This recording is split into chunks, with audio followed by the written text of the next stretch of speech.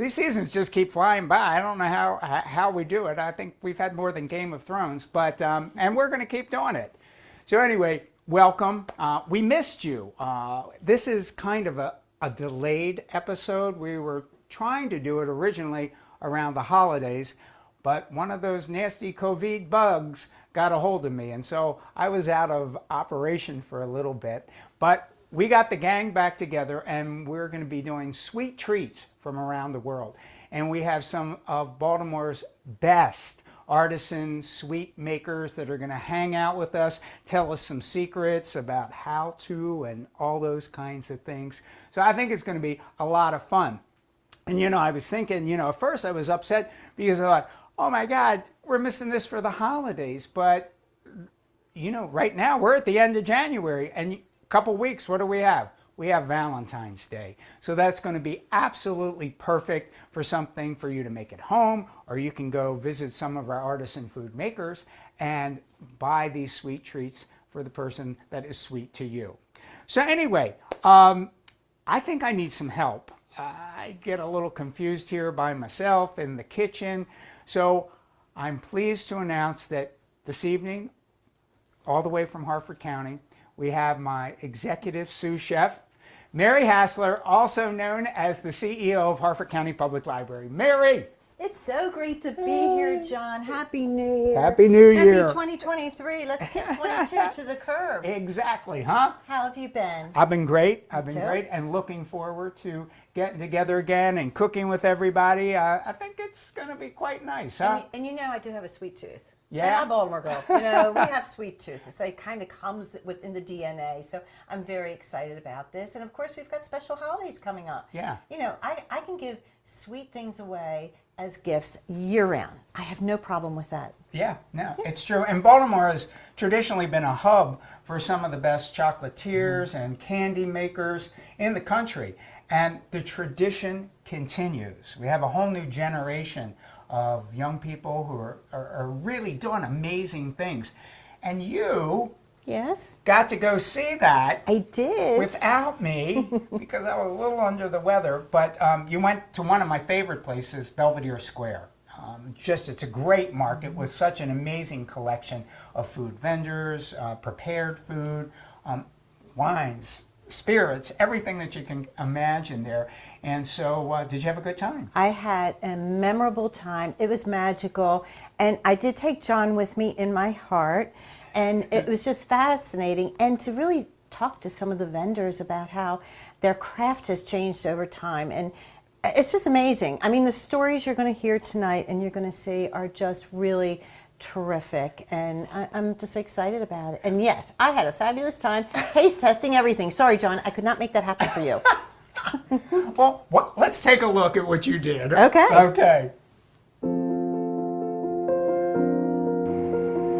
Well, look where we are here today. This is John Shields. We miss you terribly, John, master chef and extraordinary friend and lover of the library. We miss you. John's a little bit under the weather, but we're here today to celebrate and to visit Belvedere Square Market. So let's get started and go on in and see what we can explore. All right. Hi, Jinji.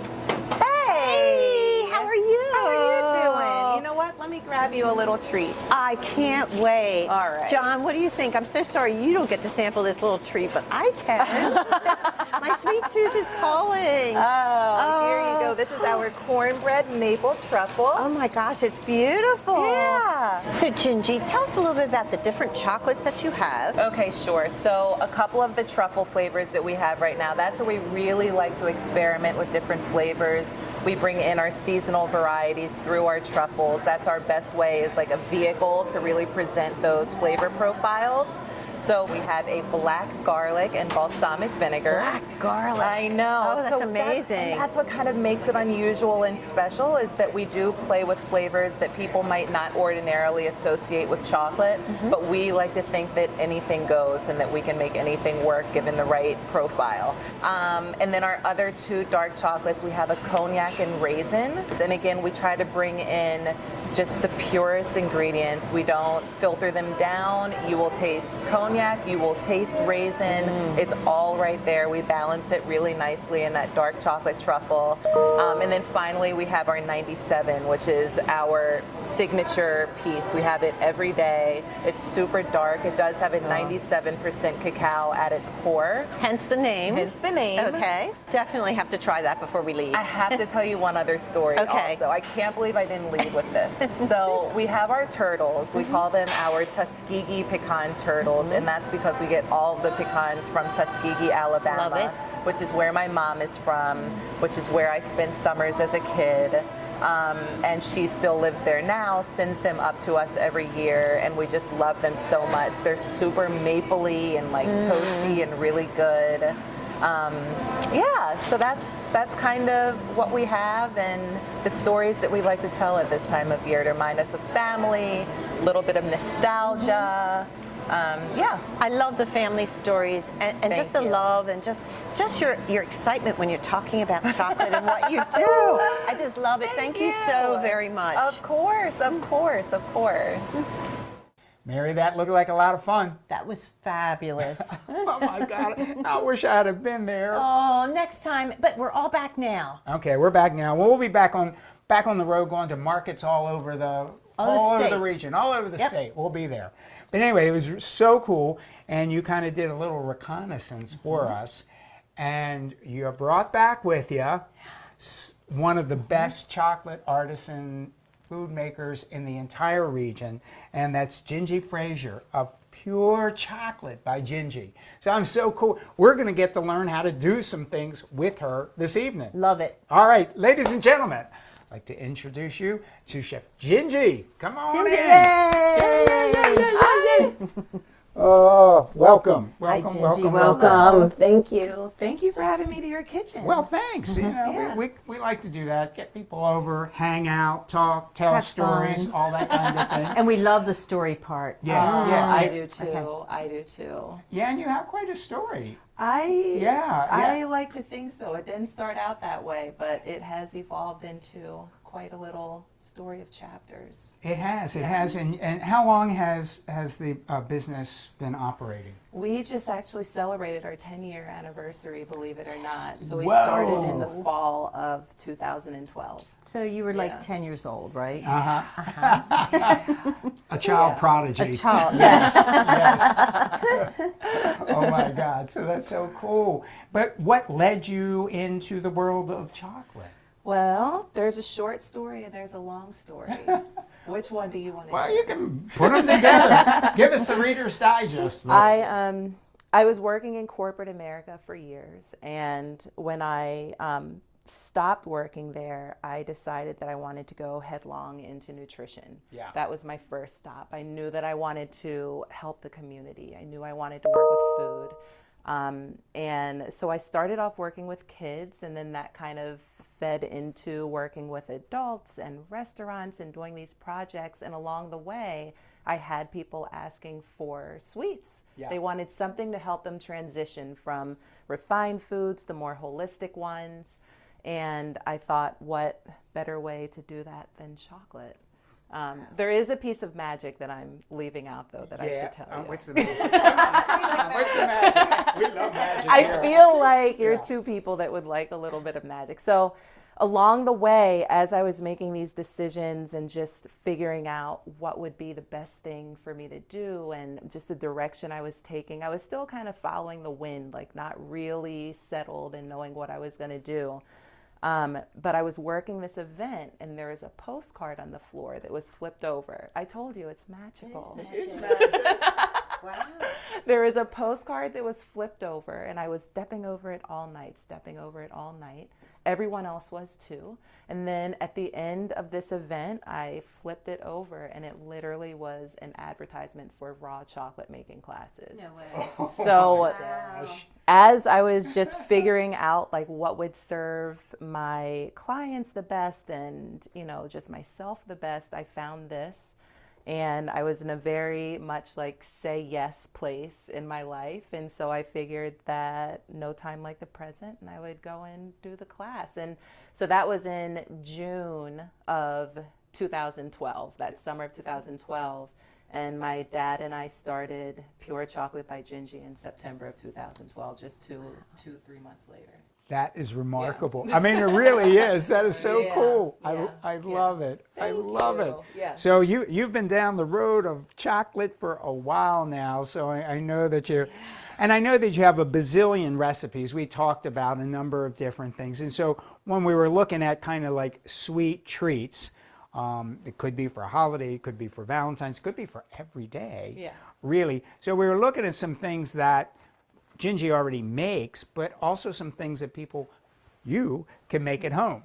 And so I love the pot de creme. Yeah, I'm so glad that we chose this one because a really big, I guess, like principle of ours is that we like to do complex flavors. Yes. So we like to do ones that themselves tell a story, just from the beginning of when you start eating it through the end of when you've eaten it. So it just will make it more memorable and just a really delicious experience. And the pot de creme is a great example of that. It's just really complex in the way that we do it. It's simple in its execution, so people can do it at home. But it's also just got a lot of flavor to it. We try to make it authentic in texture, but really unique in flavor. Cool. Well, let's get started on it. So, really, you need a good blender. Yes, part one. Part one, you need all your ingredients. A spatula will help, but really, it's the ingredients. It's all about the ingredients and about all these, different levels and flavors and things. Otherwise, it's pretty easy, and I think you're going to be able to do it. All right, let's get started. So, cacao powder. Tell us a little bit about the cacao powder. So the cacao powder, that's going to be different from your cocoa powder. Yeah. Maybe a little bit less accessible, but these days you can find it at your neighborhood stores also.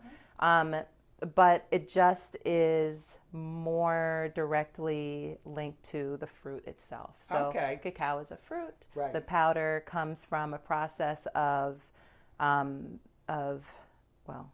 a long process. It's a process.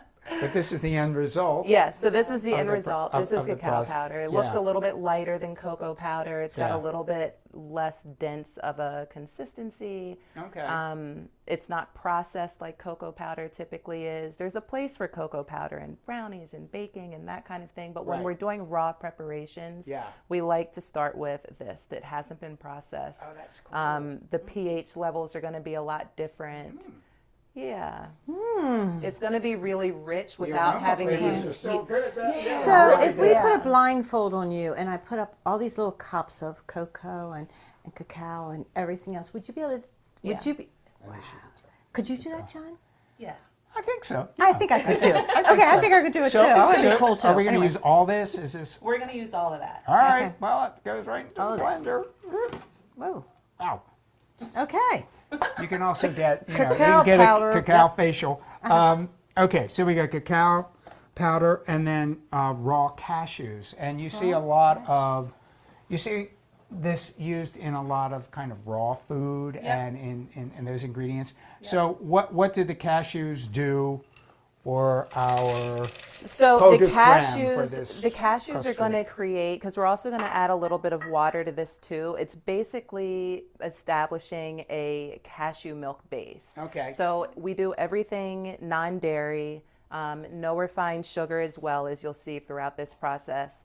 But it just will be our like liquid base. to this Okay. whole thing. Okay. Then I'll give it the and then we have some coconut oil Yes. and we melted it Yeah. ahead of time. When you buy it in the store, it's kind of solid, and so it took no time at all Yeah. in the microwave to turn it into this. And it gives such a great consistency to things. It really does. It really gives that silkiness, and the oils will help it to firm up because we'll put it in the refrigerator, let it firm a little bit, but the oils will let it get back to that consistency you were just describing. Yeah.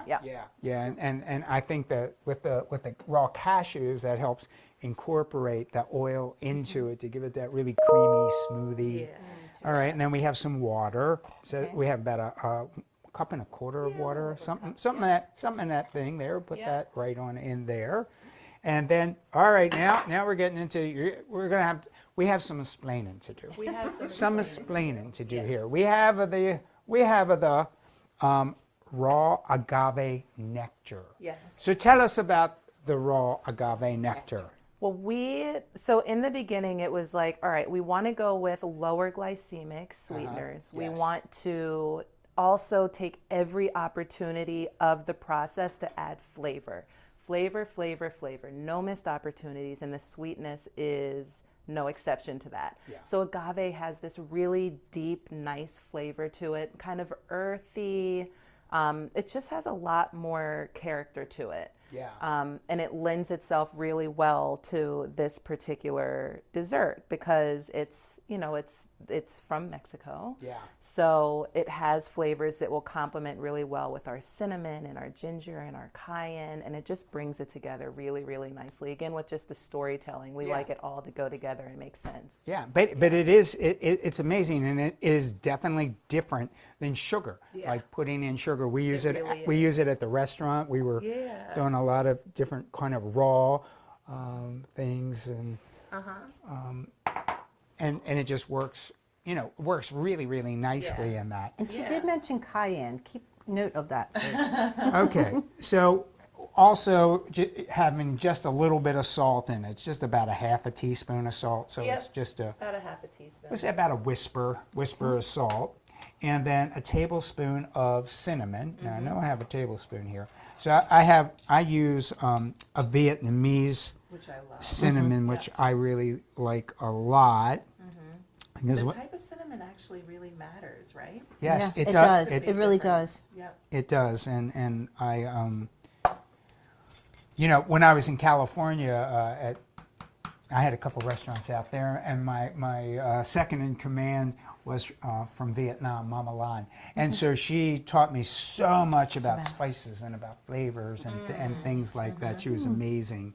All right, now we're going to have a little ginger. So it's we have ground ginger for this, correct? Yep.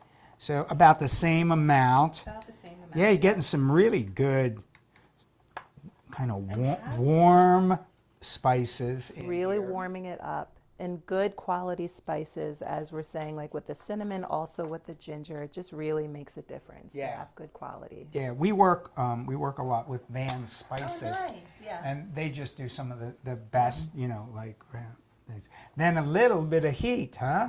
Here we Just a go. little bit of heat. So that's going to be about a quarter of a teaspoon. So we're just going a little bit light on that, a quarter of a teaspoon. Scant quarter of a teaspoon. Scant. Just put a little bit in there. There we go. Okay. And then just a splash of vanilla extract. Yeah. So just put a little bit, a little splash. All right. So I think we're ready. theoretically we have it. So I guess we're going to let it rip. Now, ladies and gentlemen, this is one of the parts of the program this evening that our director, producer, videographer hate. So this one we're going to get the blender going. So we'll start it, and then we'll just kind of calm down for a second. All right, let's go. All right. You ready? Yep. I'll put the cap on it. That would be very good. Okay, let's see if we can get this on there. Do you think Okay. it's on there?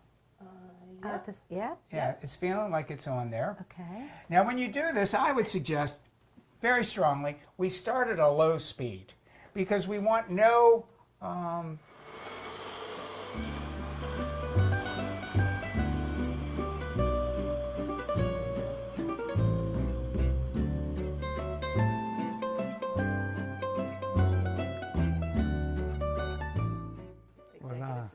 executive decision. Good decision. It's all in the sound. It's all in the sound. All in the sound. All right, so let's see here. It's either ready for a taste or a scrape, one or the other. It's looking good. Yeah, I think Yeah, that's I think probably it's looking good. Yeah. It looks really, really good.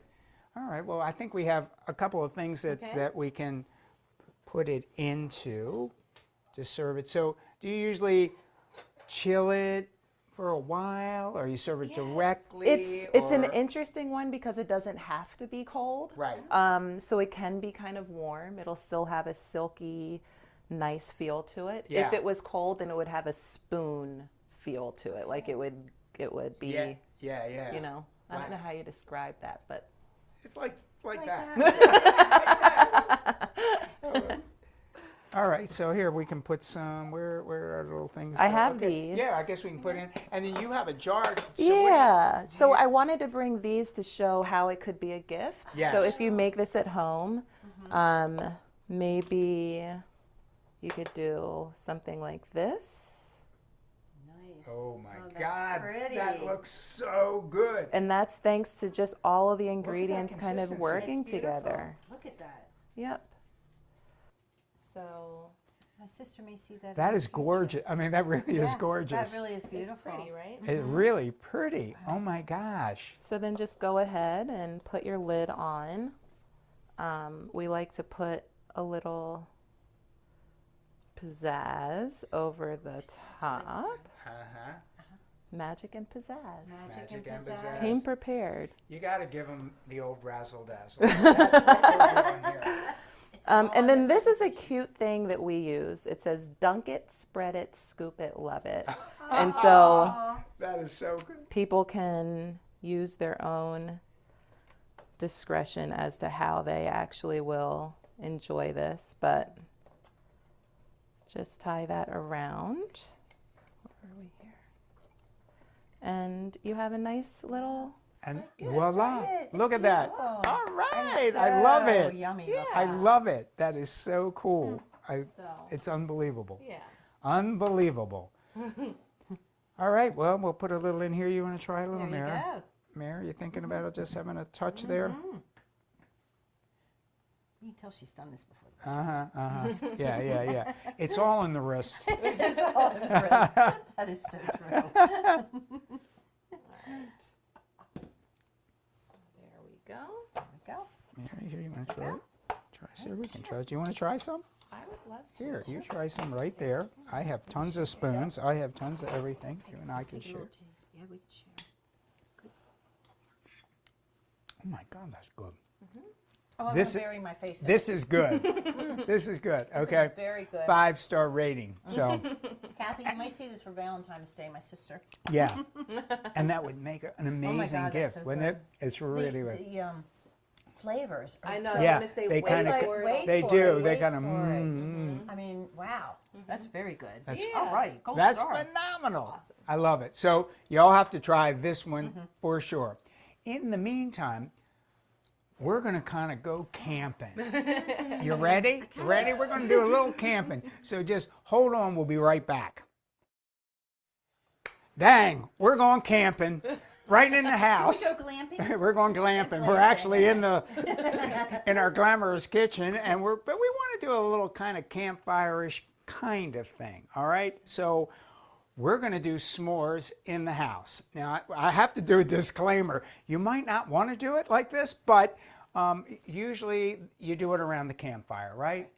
But you could do it over a burner. I mean, why not? All you need is fire. All you need is a little bit of fire. Just be careful when you're doing it.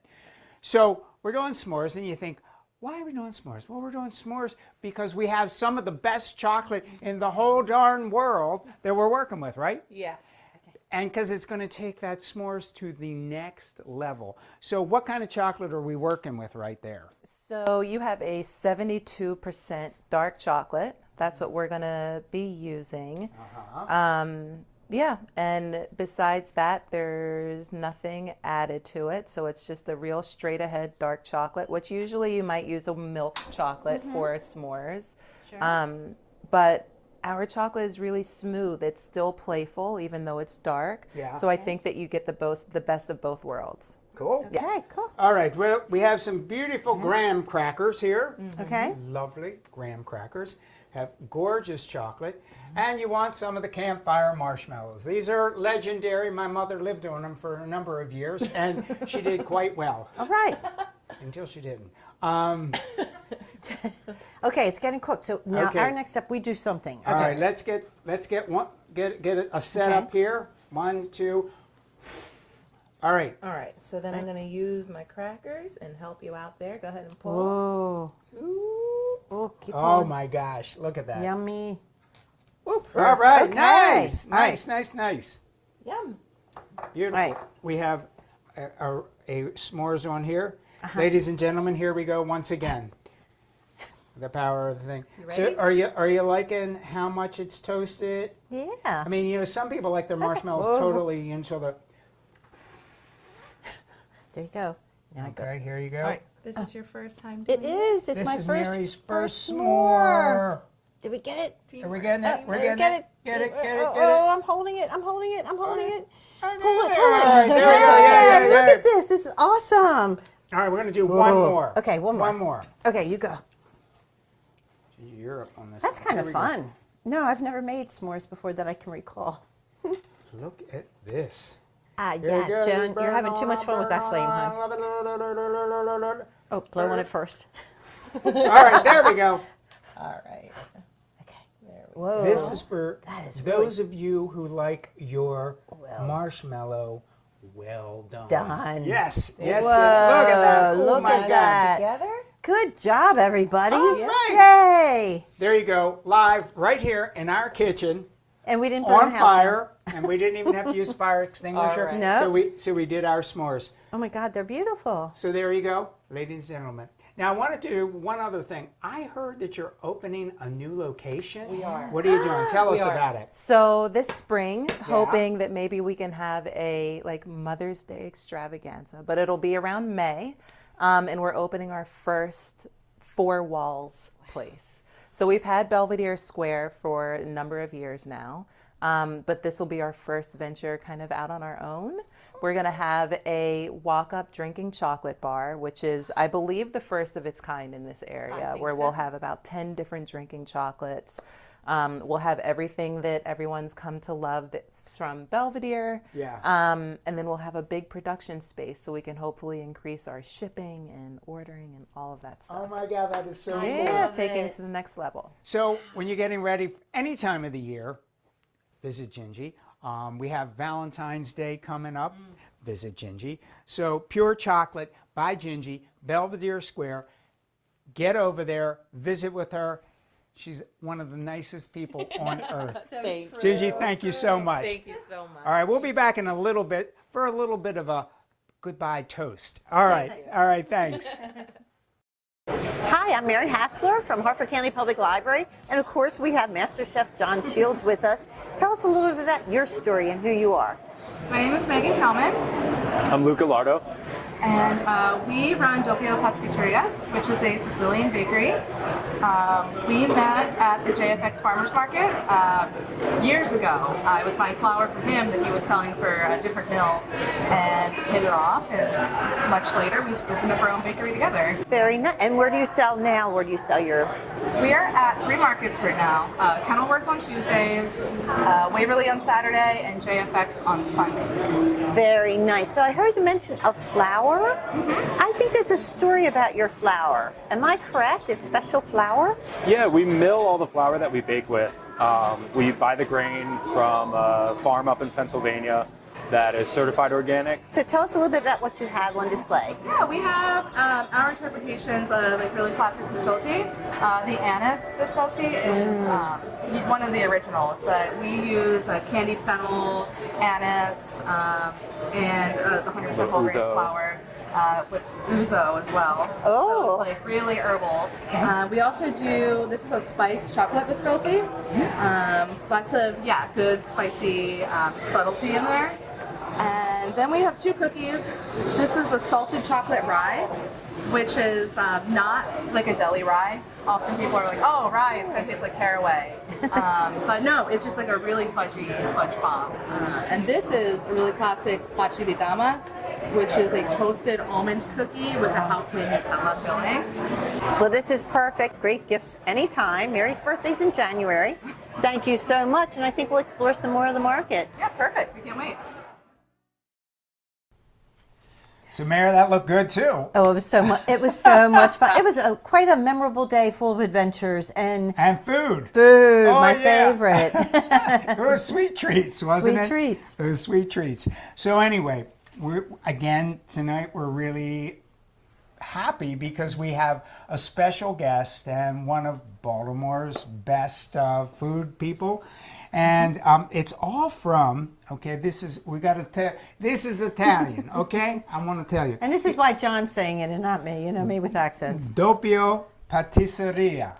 Doppio Pasticceria. I probably got it totally wrong, but Megan Cowman is going to show us and tell us the whole story. So, ladies and gentlemen, it's Megan. Hey, Come on in. Megan. Hey. Welcome. Hey.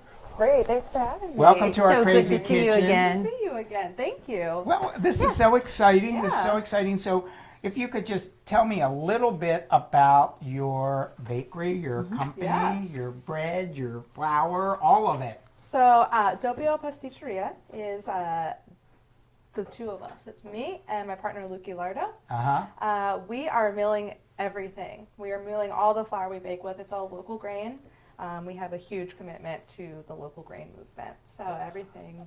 That's awesome. Yeah, it's like kind of the end of the local movement, and people are starting to realize they can get grain locally as well. So Yes.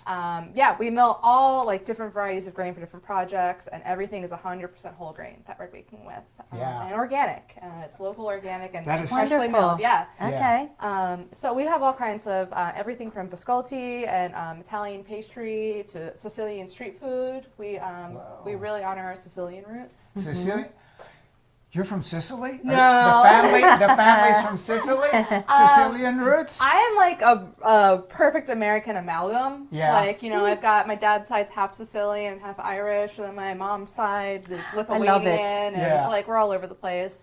Luke's father was from Sicily, and his mom's side is German. So yeah, It's we're- perfect. Yeah. Perfect. Well, Irish So what anyway. happened on White Lotus on that last episode? I don't know, but all I can tell you is I want to go to Sicily. Yeah. It was so beautiful. I was hoping you'd bring it up. I loved it. It was great, and it popularized arancini. For like a few weeks, everybody and their brother at market was like, "Have you watched White Lotus? Oh my God, that's Did you great. see the arancini?" So we do the arancini. We do a Sicilian street food, but it's so beautiful. Please go. That's awesome. Yeah. That's awesome. Well, I know probably everybody at home, loves biscotti. I mean, Yeah. I don't know anybody that doesn't love biscotti. But I've never really made it. Yeah. And I was a little scared to make it, but you have a great recipe. Thank you. And once you get the technique down, it's not Yeah. tremendously difficult. Yeah. And I think one of the secrets is with this flour. I know flour. I can look at the flour. I can tell the consistency. Yeah. I can tell the fat content. So much of it, and so this is pretty cool. And you guys sell the flour Yeah. at the market, We correct? do. Yes, we do. All right, this is awesome. So, all right, ladies and gentlemen, you're going to have two recipes at home, and I'm going to try to confuse you here. And we're going to do both of them at the same time, because essentially the base recipe is pretty much the same Yeah. for both of them. It's customizable. So we're going to double it. Then we'll separate it in half and put the flavoring ingredients like that. Sound good? Absolutely. All right, Yep. let's go. Here we go. All right, so we have a mixing bowl with the KitchenAid professional The one KitchenAid. right there. We got that there. But before that, we're going to take the flour and we're going to put together the salt, which we have some salt right over there in that little thing. And we're going to be putting in, how much of salt? A pinch of salt. Yeah. A pinch. A pinch. I like to whisper of salt. whisper. And there we have a lovely whisper of salt. And then we have some baking powder here, right? So that would be 1 teaspoon normally, but we're going to do it 2 teaspoons. Okay. 1 and 2. Lovely. Okay, so it says, and we'll put the other things in at the end. That's it for dry. I'm going to give it a mix. Okay, we want to mix that all up. When you have your leavening ingredients, you want to make sure that you either toss it together or mix it together so you get the proper rise in it. You don't want to just I like to do that. So now we have our flour mixture. Now we're going to go in the next thing to our egg with the eggs and sugar. Okay. So Now we already cracked the eggs. we already cracked the eggs so that we didn't have it all over here. But these are from Springfield Farm, and that's where we get our eggs for the restaurant. And then we're going to do a combination of sugars, right? Yes. Yeah, so we have regular granulated sugar and we have a brown sugar. You know, I like that. I do like the flavor, a little bit of the flavor of the brown sugar because it's got a little bit more depth and to it. When we do like a lighter biscotti, like anise, we'll use just white. But Yes. if we're doing something nutty or darker, we like to do a combo. Yeah, no, it's very nice. Okay, so now this is where you're going to have to take a little commitment to time in here. Okay, yeah, you can just screw that up. And so you might want to start it on a slow speed. I always tell you that. I didn't today when I made the half of this recipe. It didn't go well. So do start on the slow speed. Okay. And we get this thing going. It's going to take a little bit of time because the whole idea is that you want to get this really creamy and fluffy, Yeah, it's a correct? foam. It's a foam. We want to get it almost to a foam. Yep.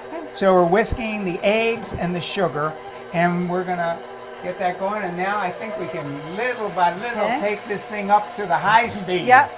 Okay. I see a yolk just floating around. I'm going to turn it up a little more. All right, keep Okay. turning that. Go. Go, Megan. Let go. Yeah. There we go. There you go. 11. Yeah, Okay. 11. I love It's it. going to get nice and fluffy.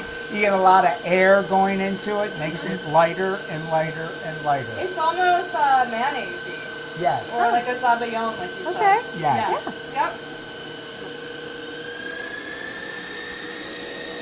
Yeah, the bubbles are getting smaller, the foam is getting lighter. Okay. I'm gonna go for it.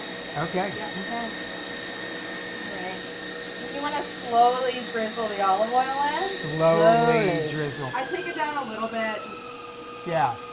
You don't want a disaster, but Because you have eggs in there, Yeah. and we're taking olive oil, putting it in slowly, so it is like a mayonnaise. Okay. But it's also kind of like a custard, and as we said, it's like a zabaglione, Yeah. which is an Italian custard. Okay. And yeah, it's an emulsion, so you want to go slow. You don't want to break the emulsion. and while we know this is a Sicilian recipe, we are using our Greek olive oil from our friends Yeah. at Dimitri's Dimitri's. Olive Oil. One of the best olive oils, I It have is to so say. good. I mean, And that's available at all our local farmers markets throughout the is. state. It is. Sicily was occupied by Greece before Italy, so Yeah. there you go. We're all related There's that somehow. connection. Yeah. All right. So you want to give that a second to marry, All Okay. come together.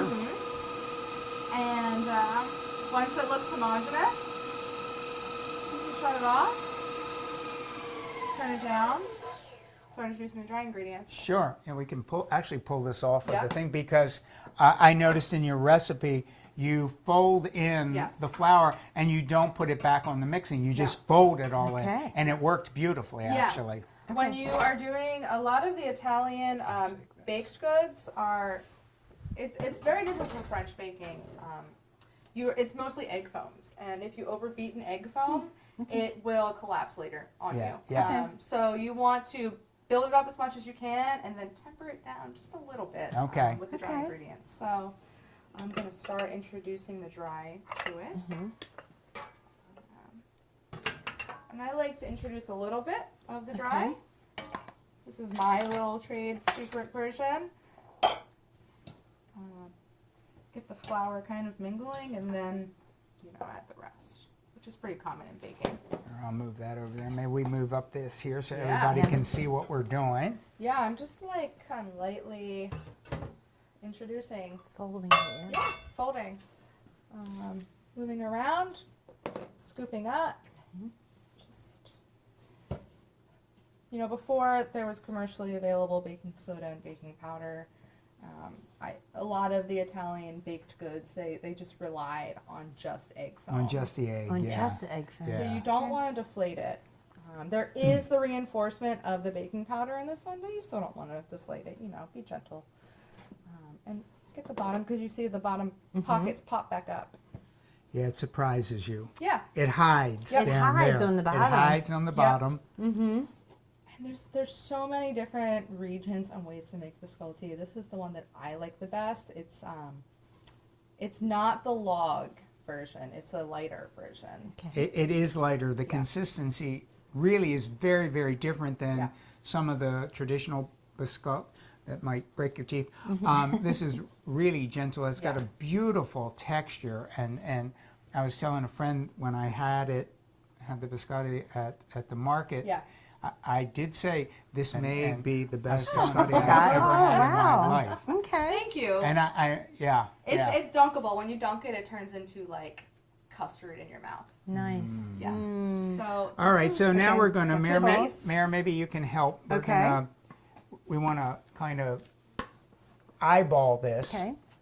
into half. To there. each bowl.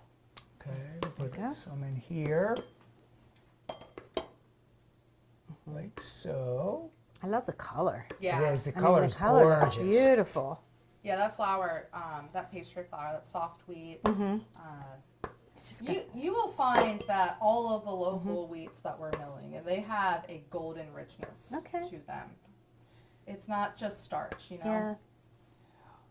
Okay.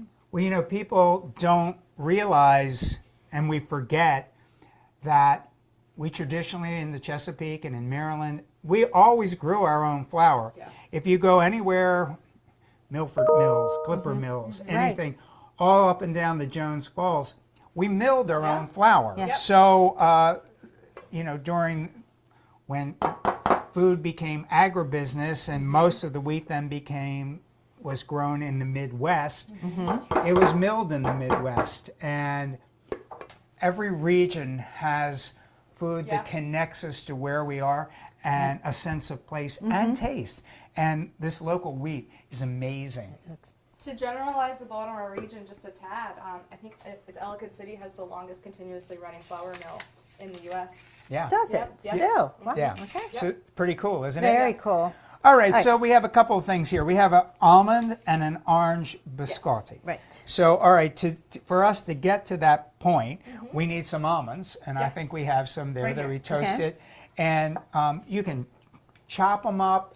You can crush. Yes. I crushed them up Yep. with my fingers. I think the only important thing to acknowledge is at the end when you go to slice the biscotti to bake it the second time, they can't be so big that they will tear it apart. And Right. bounce off. The knife will Exactly. bounce off, yeah. So just Okay. fine enough to be able to cut through later. All right. So, see, you can go right through it, and they break up quite nicely. They do. Yeah. So you don't really have to put them into like a Cuisinart or Yeah. anything like that. You can put them on a cutting board, just chop them.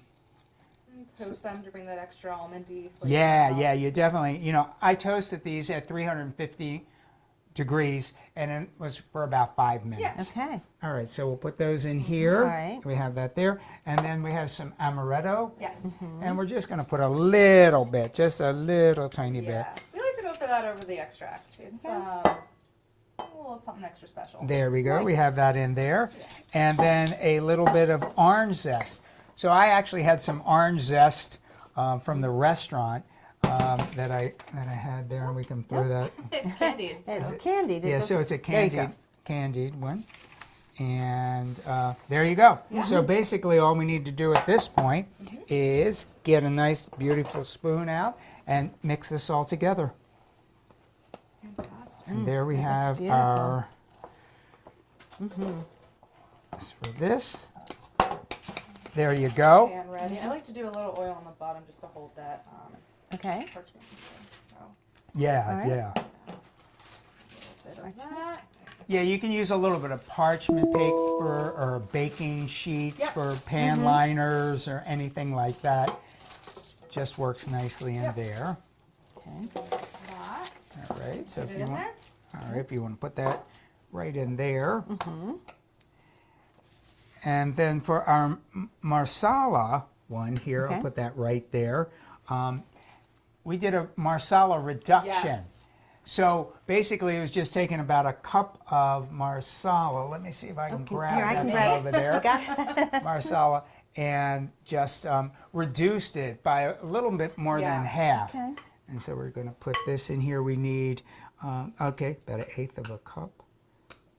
1/8 of a cup, just in case you need to know, is 2 tablespoons.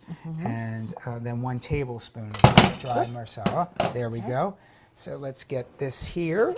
I get another spoon. Got it. And now we have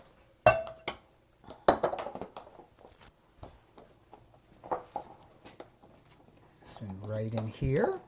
So originally, biscotti would have been dipped in wine. It would have been dipped in And wine? dipped in wine. Yep. Okay. Dipped it in wine, and it would have been popular on ships because it was dry. So marsala would have been The choice. a choice Okay. to add. Yeah. All right, great. We have one more pan here. I'm just going to add a touch down at the bottom. Hold that in there. Lovely. Make it easier. And then I'll just put this up here, and then you just put the batter right on in, like so.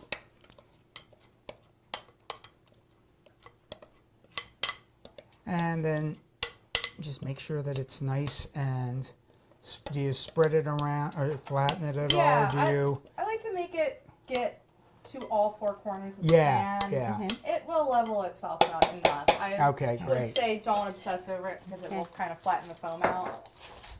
But Like go like Nice. this. Okay. yeah. Beautiful. Yep. All right. And then it goes right into an oven, and it's at 325 for about Okay. 20-25 minutes or until it gets brown. Yep. So we do have some here that actually did get brown. And I'm just going to move a couple things over here. And I'm going to let you come over here and stand next to Mary. Okay. And we'll get these out here. And take you the batter off. Batter off. Lovely. So now, Okay. Boy, they are beautiful.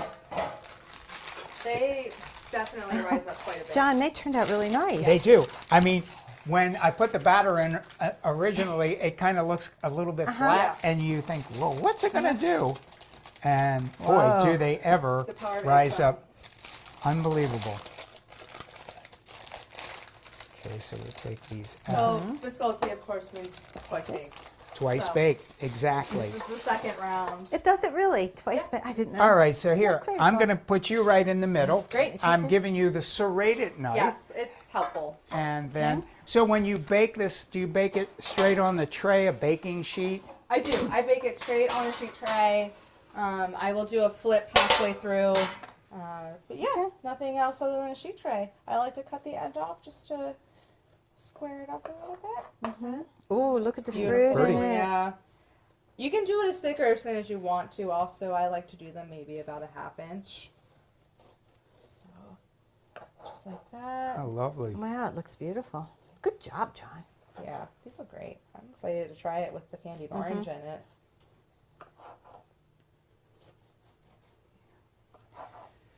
And then these just go onto the Yeah. Tray. on the side, like so. Yes. Okay. Okay. Exactly. And then you're going to flip them partially way Yeah. through the Okay. You should feel baking it like process. it should like if you just touch the biscotti, you'll feel it's a little dry on top, Okay. and then you Right. can flip it. It don't burn yourself, but just test the waters a little bit. So yeah, so that's pretty much it. And then you're going to cook them bake them again for, what did you say? About how long do you 12 think? to 15 minutes with On a each side? with a flip it like 8 usually. Okay. 8. So Okay. usually 15 minutes total, just about. 15 minutes total. Yes.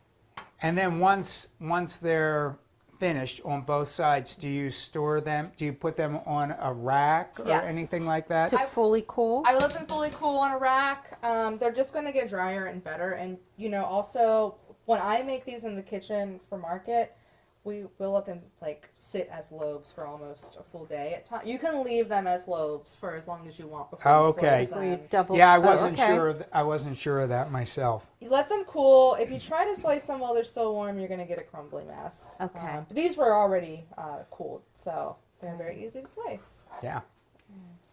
And this is the marsala one, yeah? Yeah. It's Yeah, So beautiful. that's the Beautiful. marsala one. That is beautiful.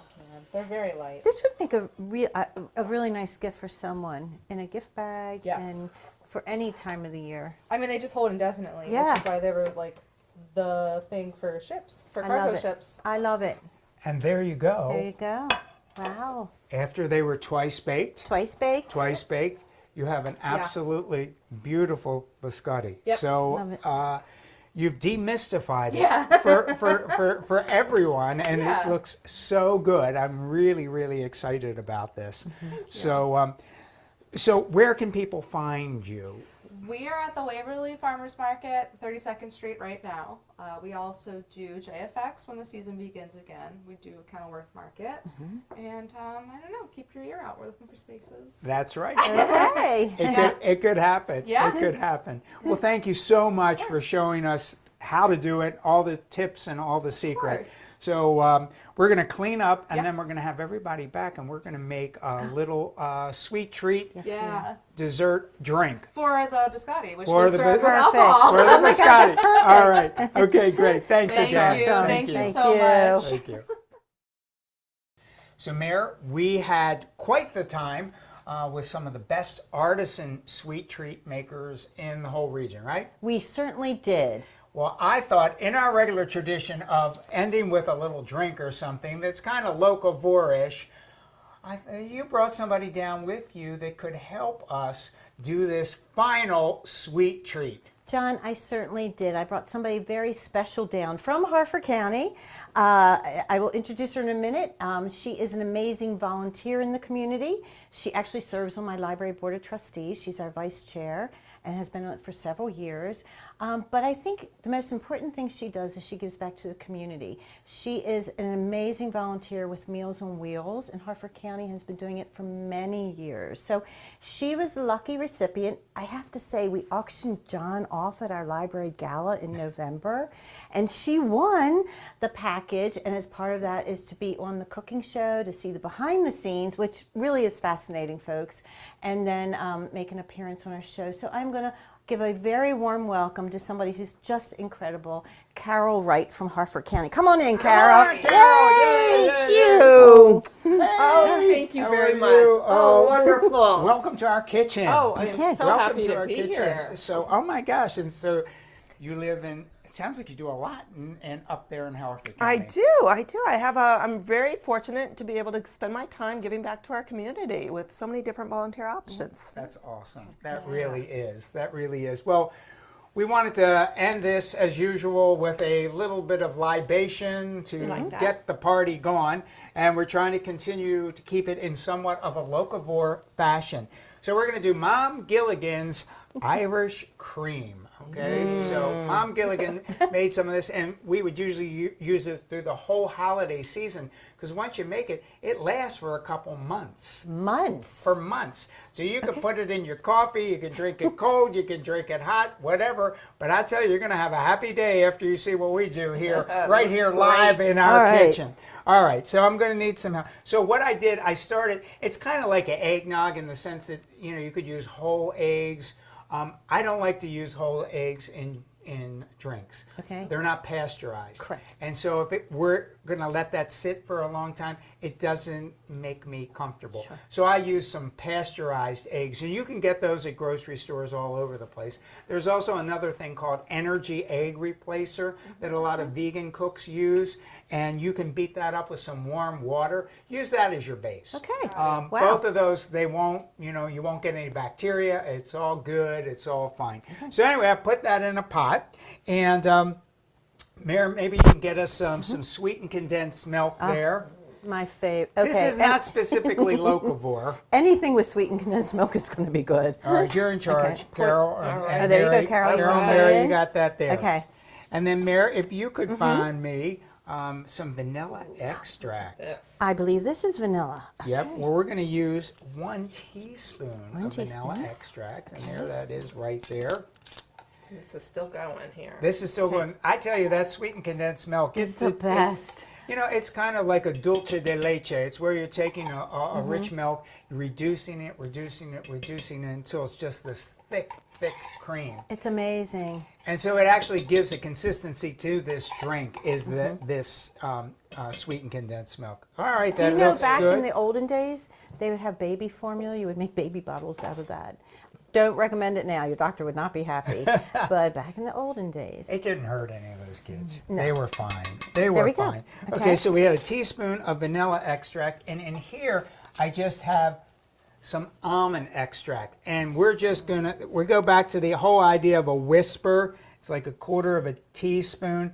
I just want you to know, almond extract goes a long way. Okay. So you want to be very, very careful with it. You can get way ahead of it. And then we have Yes. Jinji's chocolate. Oh my so God. you usually use a chocolate syrup. Well, she makes a chocolate syrup that has so much depth, so much dimension, and this is really going to take Mom Gilligan over the top. She's going to want to have wished she had some Jinji's chocolate out there in Chicago.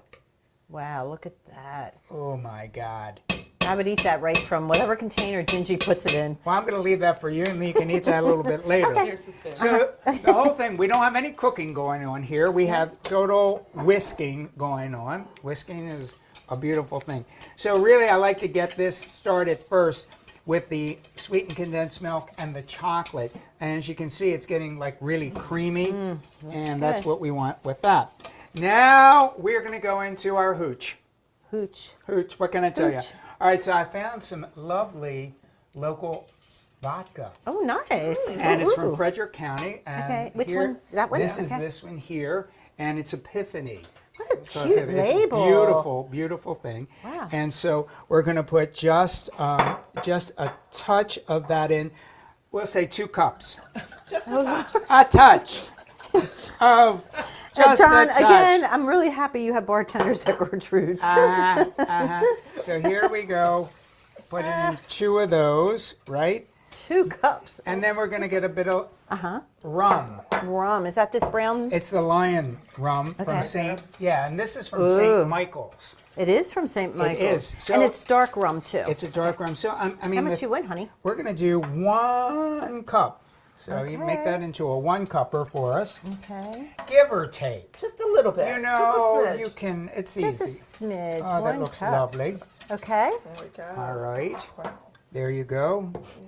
And then we need a cup of creme de cocoa. Now, I have not yet found a locavore creme de cocoa, but there is time, and probably in the next generation, there will be a locavore creme My de dad cocoa. loved this on ice cream. Anyway, how much do we pour? 1 cup. Who's driving home tonight, folks?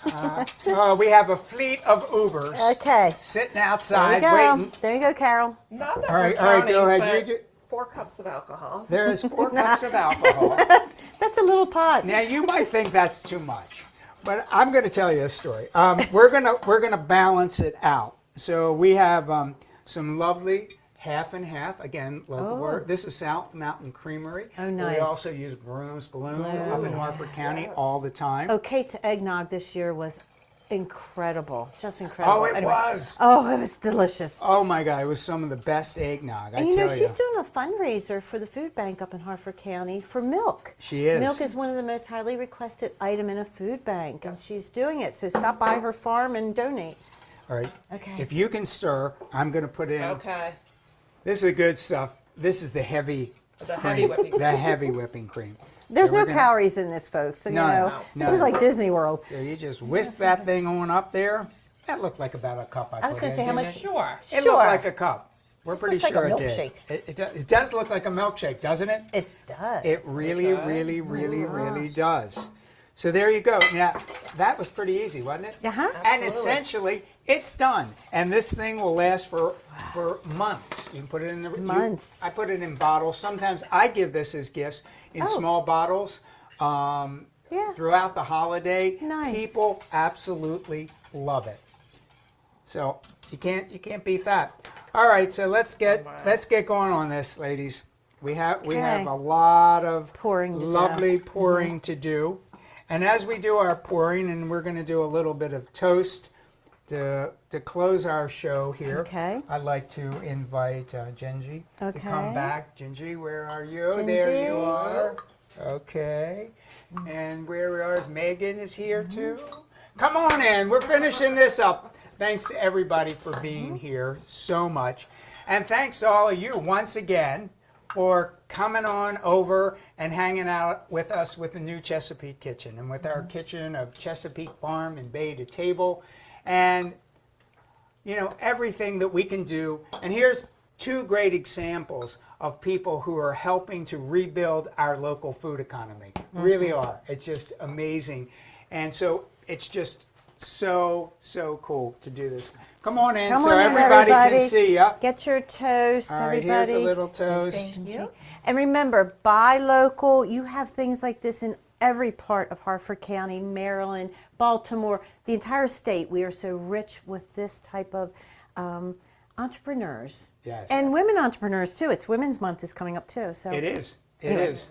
Well, cheers to all of Cheers. you. Now, don't hang up on that computer, because we are going to have a Q&A afterwards, and everyone's going to be able to tell you all the secrets of the dishes and everything that you did. Cheers. cheers, Cheers. cheers, cheers. And thanks to everyone that makes this possible, to the Harford County Public Library, the whole team up there, our common table, and Louis over here, who is our producer, director, makes all of that happen. We had Josie Ann and Alexa was here making everything in the back, the magic all happen. And Leslie and Ryan and Beth and everybody who's behind the scenes and making us look good, John. But most of all, we'd like to thank you for letting us come into your home, letting us, hang out with you. It really is an honor. And remember to get ye to the farmer's market, get to a local independent market, go buy local product whenever you can. You might check out marylandsbest.net. Gives you a great resource of what's local, when times. You can find farmers markets from all over the place. So don't hang up on us, because we are going to do a Q&A. But in the meantime, cheers. Cheers. Whoop-ah. Yay. Well, good evening, everyone. I'm laughing. Oh, the amount of alcohol that was in that little tiny pot. I mean, truly, John, I'm really happy you have professional bartenders at Gertrude's. But that was so much fun. I don't think I've laughed that hard in a long time. And so tonight, thank you everyone for joining us. We did have a little technical difficulties. Facebook seemed a little speed bump tonight, but the show will be in its entirety on the library website. You'll be able to access it anytime, and it will be on YouTube too. So I just want to welcome John's with us again tonight, and Megan Cowman's with us tonight. We have a lot of good questions, so we are getting ready to start with that. So Megan, the first question is for you. The biscotti we made, can you eat it? It looks like a little cake when it comes out of the pan. Can you actually eat it right then, or is it a must that you twice bake it? It would be a different thing, but you could totally eat it. We do it all the time in the kitchen. We cut the end pieces off before we start slicing, and we just snack on them. But it's more like a dense pound cake at that point. True. And John, what was your favorite flavor? We made two tonight. We made the almond one, and then we made the orange one. What was your favorite flavor? Somebody actually asked that. Did they ask that? How could they ask? Well, I like both of them. I have I'm kind of predisposed to almonds. I love almonds. I go to anything that's almond macaroon, almond croissant. So obviously I'm going right for that almond biscotti. Nice. So everybody was very impressed that we didn't set off the alarms or the sprinklers. What I didn't mention is that the fire alarm actually went off in the building before we taped the show, but nobody was in danger. It was nothing to do with us either, but that was good. So when you make the s'mores, we used a special chocolate with that. Is there one that you recommend, John, if you can't get down to the 32nd Street Market or to Jinji's new store that's opening up this spring? Would you recommend like a milk chocolate or even say Well, Hershey's I still like a either a semi-sweet or kind of a bitter. I like that bitter edge to it. So you can get, quite a number of chocolates. We get some French chocolates at the restaurant to use, a Calabou. But you can actually just go to Trader Joe's. They have some awesome chocolate bars, just small chocolate bars. They're kind of bittersweet, and they're already, scored perfectly to make a s'mores. So, there's all kinds of different ways that you can go. But I'm not crazy about the milk chocolate. I usually go a little bit more for that. I like that little bit bitter flavor in there as well, sweet and bitter. Such is life, So true. Oh, God. So, Megan, we have a question about your work with flour. How did you get interested in it, and how did you, even think to use local flour with the bakery? Oh, I'd have to say that was more of Luke's passion project early on. I was lucky to grow up in a very agricultural part of Maryland, and I grew up in Carroll County, so I was surrounded by all this agriculture all the time. But even there was nobody doing flour, which was insane. I was just surrounded by fields, and nobody was doing flour.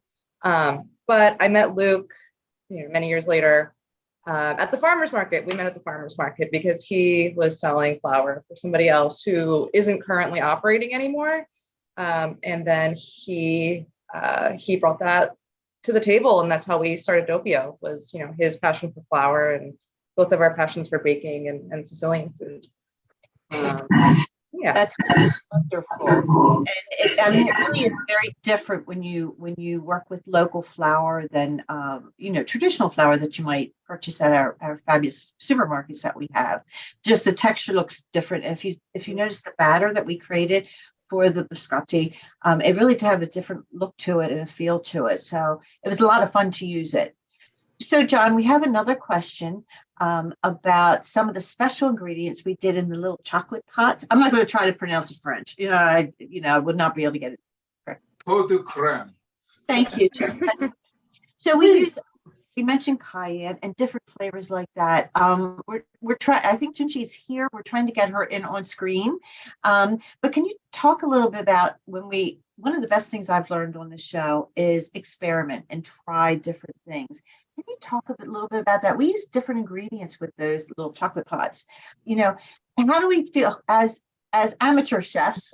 How do we feel comfortable in the kitchen being creative like that? And you're a master at it, so maybe you have some tips for us. Yeah, what I generally do whenever I'm looking at kind of a classic recipe, first I learn the classic recipe. There's a reason it's classic. And then I start to experiment, to play. And Jinji is brilliant with this. She really, really is, because she knows technique. She knows classic techniques. And she likes to bring different ingredients in that accentuate, give you different taste profiles that you wouldn't expect. And bring it out of just like a regular, doldrum, let's say, of a chocolate pudding. You can make a chocolate pudding sing. You can have a classic that's beautiful, but like with Jinji, when she's taking this pot de crème and putting ginger in it, a little bit of cayenne. The cayenne is going to give it a little bit of heat. It has the ratio is very, very low with cayenne. It's just, as we would say, it's just a whisper in there. And so, you're getting these different flavors. We have the cinnamon in. The cinnamon is warm. So you have a little bit of warm, spicy, all these kinds of flavors. And she also, is giving a lot of pot de crème could be used all with egg yolk and butter. And so we're getting some of that kind of feel of the oil or the richness through the coconut oil, and the cashews. These are all cashews, give it a lovely texture. And it's something you wouldn't expect. But Mary, once we we got into that blender, we were like, oh my God, this is good. I could spoon it right out of the blender if you remember. Hey, and look, Jinji was able to join us tonight. Hi, Jinji Fraser. Hello. Hey, Okay, we've had a lot of technical difficulties tonight, so we apologize to everyone. But we were talking about the amazing flavors and experimenting. You know, we talked about cayenne and different things in the chocolate. And I remember, if anybody had noticed off camera or had been paying attention, I picked my little pot up of chocolate and tasted it. And I'm supposed to put it down and then we put it away for later. Well, if you notice, I turned my back and went back to the sink and I ate the whole thing. It had this amazing, it was like the biscotti. It was like, it had these amazing textures and flavors that are very unique. And it just kind of, I don't know, just warmed my heart. I don't know. But anyway, so Jinji, somebody asked a question about that. How do you get comfortable with experimenting, you know, in your kitchen at home? Especially, I think with now, everybody's very economically inclined to make sure we don't waste anything at home. So we were just talking about the joy of playing when you're experimenting, when you're cooking, because it does make a difference. Yeah, definitely. And I think that there's a couple of things that people have going for them, which is one, it's chocolate, so it's not going to be wasted. You should experiment to your heart's content. And I always kind of look at it like that. It's just, what's the worst that's going to happen? It can just transform into something else. That's the generosity and the grace of chocolate, is what I like to say. It just will kind of let you play and try different things. John and I talked a lot about how chocolate can be savory or it can be sweet. In this case, we're talking about a sweet thing with the pot de creme. But yeah, I think that people should really just have a good time with it and try different things. And there's only one way to learn what you like and what you don't, and that's to give it a try. So true. So Megan, you were talking about when we had the blender on, and I don't know if that made the final cut of the show, but about the difference between Italian baking. I was going to say fluffiness of the eggs, but that's not the right term. Can you describe that for everyone? What makes it so unique and special? Your product that you create. Yeah, I think that often in American bakeries, we're seeing a lot of French pastry that we're really familiar with, and they're delicious. So like, you know, croissant, laminated pastry often is attributed to French pastry. And it's a lot of like meticulous layering and folding of butter into dough and cutting it in. And that's how you create volume in those pastries. But in Italian, they do have lamination too, but it's a lot of just egg foam based bases for things. And they have the really popular, John and I were talking about it, I don't know if it made it, but the zabaione, which is like the really classic, just like whipped eggs with marsala. It's like it really encapsulates a lot of Italian baking. It's like, we're gonna just whip, you know, the heck out of these eggs, and we're going to add marsala to it, or we're going to add flour to it. And like, speaking of experimenting, it's like, how many different ways can we make this egg foam into something interesting? But specifically in Sicilian baking, which is like really what we hone in on, that is a cross-cultural paradise. Like, there is influence from the Arabian Peninsula and from the Normans in France and from North Africa and from Italy and the mainland. So even more special and specific is the pastry out of Sicily, because it's esoteric. It's specific to that one place too. So you see a little bit of everything in that as well, from everywhere. That's what makes it so special, actually. It really does. So John, what was the recipes we worked on that night, other than the alcoholic one, what was your favorite one we put together? I don't know. Why do I get all these judgment things? Because you're the master chef, that's why. Oh my God. And I like putting you on the spot. Well, you know, it was interesting, you know, because of what Megan was talking about with the frothy egg thing, and then what Jinji is talking about, you know, with the experimenting and the tasting and taking things to other kind of levels. I saw both of those aspects in the recipes that we did, this evening in this evening show. So it's almost like in the traditional pot de creme and some of those French dishes, they use a lot of eggs as well. So it's that kind of feeling of the creaminess of the texture from the foaming of the eggs that really gets me going. So I think that from that aspect, I was loving the biscotti, but from the other aspect of that pot de creme, that surprised me. That just like, whoa, this I was not expecting. Because when we look at that list of ingredients, and that's what always gives me so much joy when I'm playing with new recipes, because I'll sometimes look at something and I'll think, I don't know if that's going to work, or, well, what the hotel bill's going on with that? And then I am so pleasantly surprised and just thoroughly overjoyed when I put that spoon or I take that first taste. So I do have to say that blew me away. I would agree with you too. And the biscotti, I couldn't stop eating it. I mean, that to me, I'm an average person. So when I can't stop eating something like the chocolate or the biscotti, it's just that they were really good recipes. So here's another question. Megan, do you have pasta flour available? We do. It is one of the only ones it is the only one that is not grown here in the mid-Atlantic. It usually Durham flour is the pasta flour originally, and it doesn't grow well here at all. It's a dry Mediterranean climate where it's from.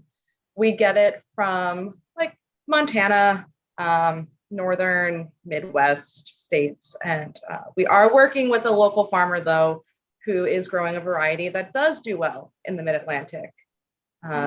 So yeah, stay tuned for that. Hopefully by the end of this year, we will have some. And you touched on something, working and traveling and identifying those ingredients that go into the flour or to the chocolate or the cocoa. So Jinji, I know you've traveled to many places for that perfect or very select chocolate cocoa. Can you tell one story for us, one that you thought really resonated with you, or you thought was very unique, or you think, or you're like me, this is the coolest thing ever, that you've been, or you found a particular ingredient? Because if you ever visit her where she sells it at Belvedere Square, and then and also Megan's there too, and talk to them, the stories that they share is just amazing. That's a really, really hard question, Mary. Let me think. What do you think? People ask that question a lot, though. That's why, I shouldn't have to think about it this hard, because it does come across our counter a lot. The question that I like better is, which place would you go back to twice? Like, which place do you like to continue to travel to and everything? And at that point, it's not as much about the cacao as it is about the people that are there. And the place that really sticks with me is Haiti. I went there for the first time in 2017, I think. And went back another time after that. It just has been such a, I don't know, the people there, the stories that are there informs everything else that comes out of there. So like, cacao is different every place you go, and the experience that you have with it is different everywhere you go. And they're all beautiful, one and the same. But when you have a story as rich as the one that is in Haiti, and that the Haitians hold dear and share with us, I don't know, I feel like you can taste it in everything that you eat there, including the cacao that we bring back.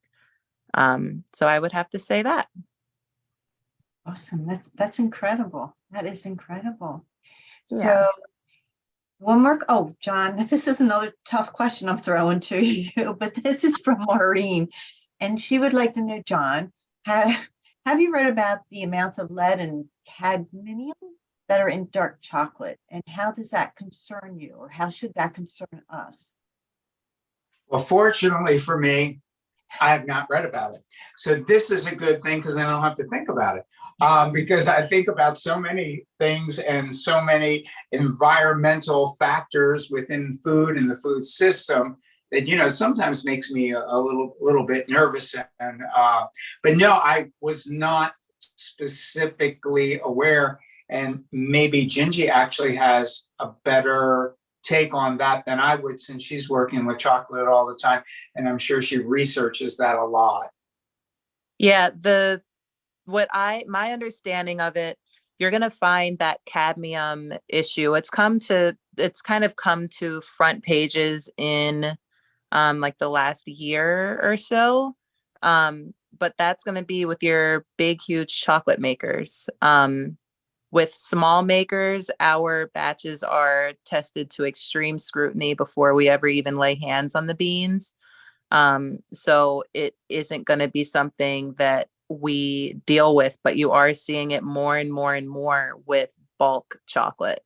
So by bulk chocolate, that means beans that are purchased outside of the fair trade category and are just subject to less scrutiny and just come into more contact with those heavy metals.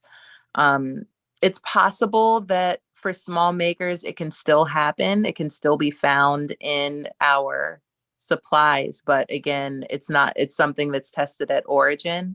Meaning the country where they're grown, and it's just not something that we the way it doesn't affect our yields or our production. So buy small. Can I speak Absolutely. to that too really quickly? Because yeah, we have a similar issue with the vilification of gluten too. And it's yeah, when you're buying from the biggest producers of commercial agricultural wheat it's not the gluten, it's the removing of everything else that's good for you, and no scrutiny with what you're spraying on your crops and how you're treating them, and how expired they are by the time they get to the grocery store. So yeah, I think that a lot of these big consumer reports are also just coming out of big agriculture or just big food industry, where they just don't care as much. So also buy small. Buy small. Yep. Buy local, and we have local everywhere in Maryland. I always say that, but it's so true. So Megan, where can we find your products? So we are at the Waverly Market on Saturday. When JFX starts back up, we will be there. We're at Kenilworth on Tuesdays when that starts back up. We're actually not in Belvedere, but we are looking for a space. Okay. So just keep an eye out. We'll be somewhere permanent soon. Okay. And Jinji, you are at Belvedere Square and you're getting ready to open. Yep. So we are currently at Belvedere Square and hoping that we'll be opening in May at our new location, which will be just outside of Waverly at 31st and Greenmount. Okay. So John, any parting thoughts? This was so much fun. And I actually have a homework assignment for folks. Yeah. Yeah. Okay. I want everyone, we have Valentine's Day is coming up, or on Valentine's Day, or whatever you would like to call it, to spend with your special friends. You should set up an evening or a day or afternoon and work on some of these recipes with someone you love or someone you want to spend time with, or hey, just do it with yourself and your puppy and enjoy them. They are terrific. So I want to make sure at the next show for season 4 that I'm going to ask how many actually did that. So I'm planning to do it with my sister. Her birthday's in February and mine just passed. So we are going to celebrate together and enjoy that biscotti. And I'm not sure about the alcohol drink, John, and the chocolate. So John, any parting words? Well, I just wanted to say, I think this evening we need to give an award for best Q&A that we've ever had. Just really well, and that has so much to do that we had Megan and Jinji with us. They truly are some of the region's best artists and food makers. They're, bright, and they know so much about the food and the local food economy, and they're passionate about that. And I think it was just really great that we could really have this discussion after the show. So I'm so happy that it all came together. Me too. And spring is coming, so planting, talking about fruits and vegetables, more chocolate, more biscotti. Anyway, thank you. Thank you everyone for being here. And thank you everyone who tuned in, and you will be able to watch this anytime from the comfort of your home at the library website. It will be on YouTube. And again, thank you everyone. Stay safe, and we'll see you at the next show. Good night. All right, night. Thank you.